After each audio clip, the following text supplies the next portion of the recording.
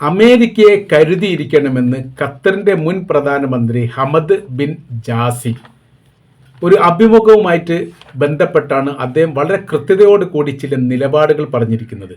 Arab രാജ്യങ്ങൾ അമേരിക്കയുടെ തന്ത്രത്തിലോ കുതന്ത്രത്തിലോ വീണു പോകാൻ പാടില്ല.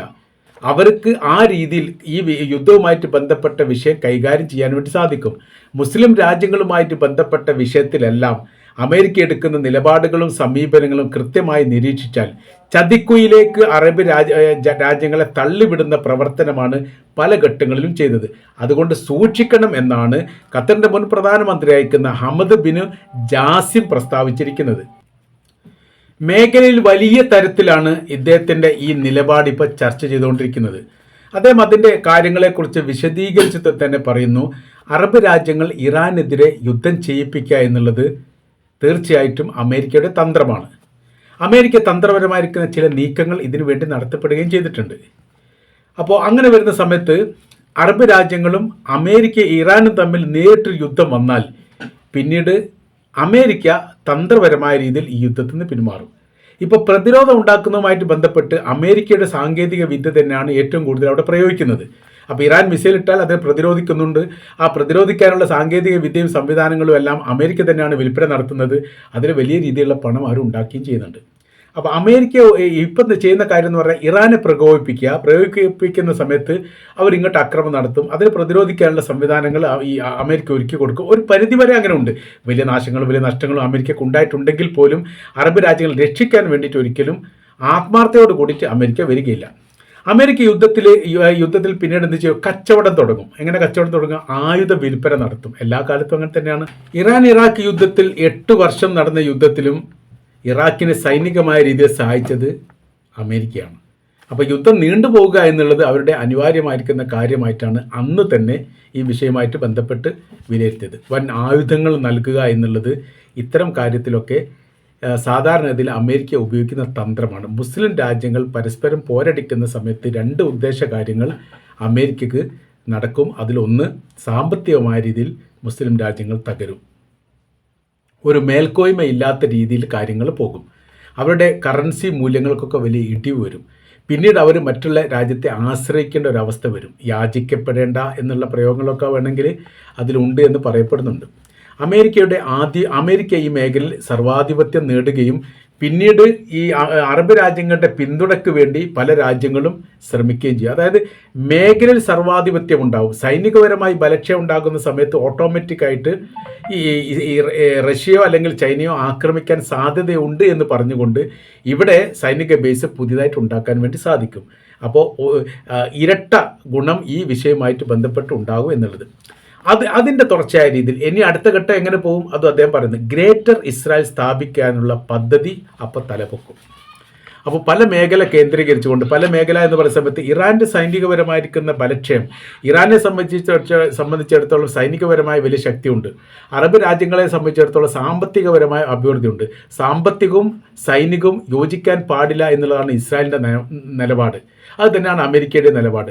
മുസ്ലിം രാജ്യങ്ങളെക്കുറിച്ചാണ് പറയുന്നത്. മുസ്ലിം രാജ്യങ്ങൾ സൈനികപരമായ ശക്തി ഉണ്ടാകാൻ പാടില്ല, മുസ്ലിം രാജ്യങ്ങൾ സാമ്പത്തികമായിട്ടും ശക്തി ഉണ്ടാകാൻ പാടില്ല. ഇനി അങ്ങനെ ഉണ്ടെങ്കിൽ തന്നെ ഈ 2 മേഖല ഒരിക്കലും യോജിക്കാൻ വേണ്ടി പാടില്ല. 2024 വരെ ആ രീതിയിൽ കൊണ്ടുപോകാൻ വേണ്ടി സാധിച്ചു. അറേബ്യൻ രാജ്യങ്ങൾ ഇറാനും തമ്മിൽ ശത്രുതാ മനോഭാവത്തോടു കൂടിയാണ് ജീവിച്ചത്.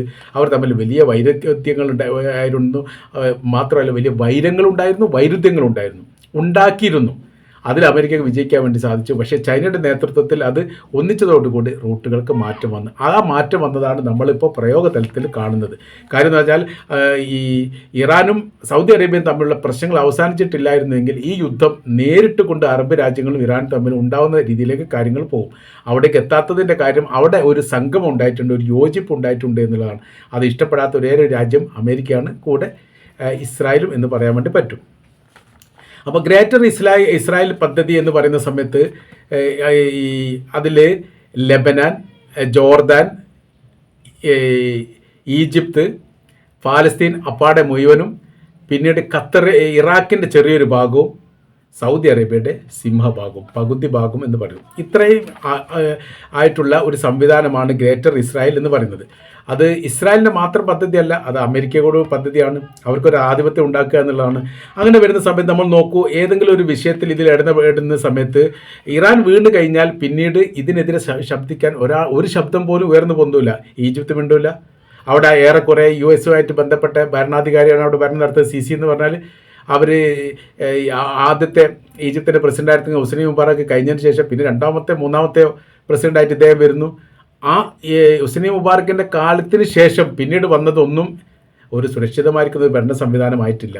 ഇപ്പോൾ ഇയാൾ ഭരിക്കുന്നത് അമേരിക്കയുടെയും ഒരു പരിധിവരെയൊക്കെ ഇസ്രായേലിൻ്റെ പിന്തുണയോട് കൂട്ടിയാണ്. അപ്പോൾ ഈജിപ്തിൽ ആക്രമിക്കുന്ന സമയത്ത് ഒരിക്കലും അവിടെ നിന്ന് തിരിച്ചാക്രമണം പ്രതീക്ഷിക്കേണ്ട. ജോർദാനിൽ ഏതായാലും ഉണ്ടാവില്ല, സിറിയ ഏതായാലും ഇല്ല, സിറിയ വീണ് കഴിഞ്ഞു. പിന്നീട് അതിൽ വരുന്ന ലെബനാനാണ്. ലെബനാൻ്റെ ശക്തി എന്ന് പറഞ്ഞാൽ ഇറാൻ്റെ ശക്തിയാണ്. ഇറാൻ ക്ഷയിക്കപ്പെട്ട് കഴിഞ്ഞാൽ ലെബനാനെ സംബന്ധിച്ചിടത്തോളം അത് പ്രയാസമാണ്. പിന്നെ ഒന്ന് ഗസയാണ്. ഗസയെ സംബന്ധിച്ചിടത്തോളം വെസ്റ്റ് ബാങ്കിനെ സംബന്ധിച്ചിടത്തോളം പാലസ്തീൻ്റെ മേഖല എന്ന് പറയുന്ന സമയത്ത് അവരുടെ സൈനികപരമായിരിക്കുന്ന ശക്തിയും ബലവും ധൈര്യവും ഇറാനാണ്. ഇറാൻ വീഴുമ്പോൾ അവിടെയും നിശ്ചലമായി. അപ്പോൾ വളരെ എളുപ്പത്തിൽ ഗ്രേറ്റർ ഇസ്രായേൽ പദ്ധതി ഉണ്ടാക്കാൻ ഇപ്പോൾ തടസ്സം എന്ന് പറയുന്നത് ഇറാനാണ്. അപ്പോൾ ഇറാനുമായി നേർക്കുനേരെ ഏറ്റുമുട്ടുന്ന സമയത്ത് വലിയ രീതിയിലുള്ള നഷ്ടങ്ങൾ അമേരിക്കക്കുണ്ട്, ഇസ്രായേലിനുമുണ്ട്. അത് ഒഴിവാക്കാൻ വേണ്ടിയിട്ട് അറബ് രാജ്യങ്ങൾ എങ്ങനെയെങ്കിലും കുത്തിത്തിരിപ്പ് ഉണ്ടാക്കിയിട്ട് എന്ത് ചെയ്യണം? യുദ്ധം ചെയ്യിപ്പിക്കണം. ആ ചെയ്യിപ്പിക്കുന്ന കാര്യത്തിൽ അവർ മുന്നേറ്റം വന്നു കഴിഞ്ഞാൽ ഓക്കെ, അത് അമേരിക്ക വിജയിച്ചു തരാം. അത് ഇപ്പം നിരന്തരമായ രീതിയിൽ അറബ് രാജ്യങ്ങൾക്ക് നേരെ ഇറാൻ ആക്രമണം നടത്തുന്ന സമയത്തൊക്കെ ശ്രദ്ധയോട് കൂടിയിട്ടാണ് ഇത് അറബ് രാജ്യങ്ങൾ കൈകാര്യം ചെയ്യുന്നത് എന്നൊരു പ്രത്യേകത ഉണ്ട്. ഇനി അതിൻ്റെ അടുത്ത ഘട്ടം ഗ്രേറ്റർ ഇസ്രായേൽ അതോടുകൂടി അവസാനിച്ചിട്ടില്ല. അടുത്ത ഘട്ടം എന്ന് പറഞ്ഞാൽ അബ്രഹാം കരാർ ഉണ്ടാക്കുക എന്ന് പറഞ്ഞാൽ അബ്രഹാം അക്കൗണ്ടുമായിട്ട് ബന്ധപ്പെട്ട കാര്യത്തിൽ ഏറ്റവും കൂടുതൽ എതിർപ്പ് ഇപ്പോൾ പ്രകടിപ്പിക്കുന്നത് സൗദി അറേബ്യയാണ്. പാലസ്തീൻ രാജ്യത്തിന് സ്വാതന്ത്ര്യമില്ലാത്തടത്തോളം കാലം, അതിന് സ്വാതന്ത്ര്യം അംഗീകരിക്കാത്തടത്തോളം കാലം ഗ്രേറ്റർ ഇസ്രായേലുമായിട്ട് ഈ അബ്രഹാം കരാർ വ്യവസ്ഥയുമായിട്ട് തങ്ങൾ അംഗീകരിക്കുകയില്ല, അതിനോട് ചേർന്ന് നിൽക്കുകയില്ല എന്നുള്ളതാണ് സൗദി അറേബ്യയുടെ നിലപാട്. UAE നിലപാട് ഏറെക്കുറെ അങ്ങനെ തന്നെയാണ്. ബഹ്റിൻ അങ്ങനെ തന്നെയാണ് പറയുന്നത്. അപ്പോൾ സൗദി അറേബ്യയുടെ നിലപാട് പറയുന്ന സമയത്ത് ഏറെക്കുറെ അതിനോടൊപ്പം യോജിച്ചു കൊണ്ടുള്ള നിലപാടാണ് അറേബ്യൻ രാജ്യങ്ങൾക്ക് ഉണ്ടാവാറുള്ളത്. ഇതാണ് ഇതിൻ്റെ മറ്റൊരു രീതി എന്ന് പറയുന്നത്. അപ്പോൾ അബ്രഹാം കരാർ പ്രാബല്യത്തിലാവണമെങ്കിൽ ഇറാൻ പരാജയപ്പെടണം, ഗ്രേറ്റർ ഇസ്രായേൽ പ്രാബല്യത്തിലാവണമെങ്കിൽ ഇറാൻ പരാജയപ്പെടണം. ഈ അറേബ്യൻ രാജ്യങ്ങളിലെ സർവാധിപത്യം അമേരിക്ക കിട്ടണമെങ്കിൽ ഇറാൻ പരാജയപ്പെടണം. ഇവരുടെ സാമ്പത്തിക സ്രോതസ് തകരണമെങ്കിൽ ഇറാൻ പരാജയപ്പെടണം. എല്ലാം അടിസ്ഥാനമായി റൂട്ട് പോകുന്നത് ഇറാനിലേക്കാണ്. അതുകൊണ്ട് ഇപ്പോഴത്തെ ഒരു സ്ഥിതിയിൽ മുന്നേറാൻ വലിയ രീതിയിലുള്ള വിജയം ഉണ്ടാക്കാൻ വേണ്ടിയിട്ട് യഥാർത്ഥത്തിൽ ഇപ്പോൾ അമേരിക്കയ്ക്ക് സാധിക്കാത്തതിൻ്റെ കാരണം ശക്തമായിരിക്കുന്ന ഇറാൻ്റെ ഇടപെടലും അതോടൊപ്പം തന്നെ ബുദ്ധിപരമായിരിക്കുന്ന അറബ് രാജ്യങ്ങളുടെ പ്രതികരണവുമാണ്. അവിടെ പ്രതിരോധ ശ്രദ്ധയോടുകൂടി സൂക്ഷിച്ച കാര്യം. മേഖലയിൽ ഏറ്റവും വലിയ സൈനിക ശക്തിയുള്ള രാജ്യമാണ് സൗദി അറേബ്യ. സൗദി അറേബ്യ മോശം രാജ്യമൊന്നുമല്ല. സൗദി അറേബ്യയിൽ നിന്ന് ഒരു മിസൈൽ പോലും ഇറാന് നേരെ വന്നിട്ടില്ല. ഇങ്ങോട്ട് വന്ന എല്ലാ മിസൈലും പരമാവധി പ്രതിരോധിച്ചിട്ടുണ്ട്. ഒറ്റപ്പെട്ട മിസൈലൊക്കെ വീണിട്ടുണ്ട്. അപ്പോൾ ഇദ്ദേഹം പറയുന്ന കാര്യങ്ങൾ അഹമ്മദ് ബിൻ ജാസിം വളരെ കൃത്യതയോടുകൂടി ആ കാര്യങ്ങൾ ഓരോന്നും എടുത്തു പറയുന്നുണ്ട്. മുൻകാലങ്ങളിൽ കഴിഞ്ഞു പോയിരിക്കുന്ന സംഭവ വികാസങ്ങളെക്കുറിച്ചും അമേരിക്ക ഇടപെട്ട വിഷയത്തെക്കുറിച്ചും ഇസ്രായേലിൻ്റെ ഇടപെടലിനെക്കുറിച്ചും UN സഭയുമായിട്ട് ബന്ധപ്പെട്ട് എങ്ങനെയൊക്കെ ബന്ധങ്ങളാണ് ഇസ്രായേലിനുള്ളത്, UN നിലപാടിനെ എങ്ങനെയൊക്കെയാണ് പ്രതിരോധിച്ചത്, അല്ലെങ്കിൽ അതുമായി ബന്ധപ്പെട്ട് UN പ്രതിരോധം ഉണ്ടാക്കിയത് അമേരിക്ക എന്നതിനെക്കുറിച്ചും, പിന്നീട് ഇസ്രായേൽ പ്രധാനമന്ത്രി അറസ്റ്റ് ചെയ്യാൻ വേണ്ടി അന്താരാഷ്ട്ര ക്രിമിനൽ കോടതി ഈ വാറണ്ട് പുറപ്പെടുവിച്ച സമയത്ത് അത് തടയപ്പെട്ടു എന്ന് മാത്രമല്ല, അവിടെ അമേരിക്കൻ്റെ പ്രസിഡന്റ് ചെയ്തിരിക്കുന്ന പരിപാടി എന്ന് പറഞ്ഞാൽ ഹേഗിൽ പ്രവർത്തിക്കുന്ന അന്താരാഷ്ട്ര ക്രിമിനൽ കോടതിക്ക് വാർഷികപരമായ രീതിയിൽ നൽകപ്പെടുന്ന സാമ്പത്തിക സഹായം അതുവരെ നിർത്തിവെച്ചു. ഞങ്ങളിനി സാമ്പത്തികം നൽകുന്നില്ല എന്ന് പറഞ്ഞു. ഇതിൻ്റെയൊക്കെ അടിസ്ഥാനമായിരിക്കുന്ന കാര്യം ഒരു ഗുണ്ട ആക്ട് പോലെയുള്ള ഭരണ സംവിധാനം അല്ലെങ്കിൽ അത്തരം ഒരു നിലപാടുകൾ ലോകാടിസ്ഥാനത്തിൽ എല്ലാ കാലത്തും അമേരിക്കയും ഇസ്രായേൽ നടത്തണമെന്നും അതിൻ്റെ കീഴിലാണ് ലോകം പ്രവർത്തിക്കേണ്ടത് അല്ലെങ്കിൽ ജീവിക്കേണ്ടത് എന്ന് വരുത്തി തീർക്കുക എന്നുള്ളത് ഇവരുടെ അടിസ്ഥാനമായിരിക്കുന്ന കാര്യമാണ്. അതിന് എതിർപ്പ് നിൽക്കുന്ന ലോകത്തിലെ ഏറ്റവും ഒരേ ഒരു രാജ്യത്തിൻ്റെ പേര് ഇറാൻ മാത്രമാണ്. അതുകൊണ്ട് അറബ് രാജ്യങ്ങൾ ശ്രദ്ധയോടുകൂടി ഈ കാര്യങ്ങൾ കൈകാര്യം ചെയ്യണം എന്നുള്ളതാണ് ഖത്തറിൻ്റെ മുൻ പ്രധാനമന്ത്രി ഹമദ് ബിൻ ജാസിം പറഞ്ഞിരിക്കുന്നത്.